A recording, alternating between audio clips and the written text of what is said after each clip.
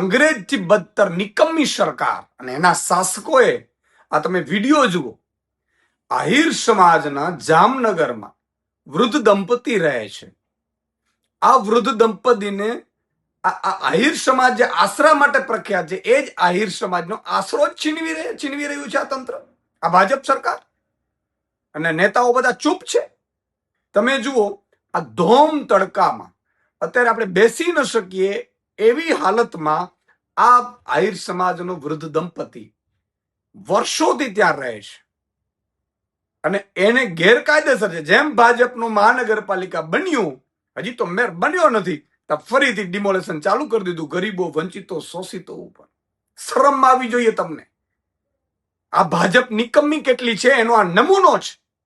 તમે વિચાર કરો કે આ ધમધમતા તડકામાં આ દંપતી જાશે ક્યાં?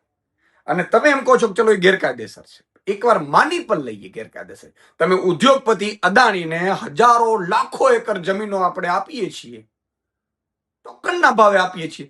શું આમને એક મકાન આપણે ન આપી શકીએ? અને જો ન આપી શકતા તો શાસન કરવાની એક મિનિટ પણ આપણે જરૂર નથી, રાજીનામા આપી દેવા જોઈએ. આજે તમને મજબૂતાઈથી સમાજ મત આપે છે, ભરપૂર મત આપે. તમે શું આપો છો સમાજોને? વિવિધ સમાજોના જ્ઞાતિના આગેવાનોના કહેવાથી તમે મત લઈ જાઓ છો ભાજપ પણ એમને આપો છો શું? જુઓ આમની હાલત. એક વૃદ્ધ માતાને પોલીસ ટીંગાટોળી કરીને લઈ જાય છે, શરમથી માથું ઝૂકી જાય છે મારું પણ.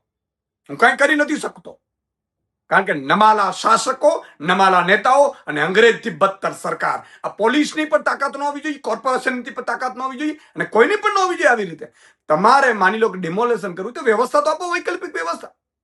મિત્રો, આ એક પીડા છે.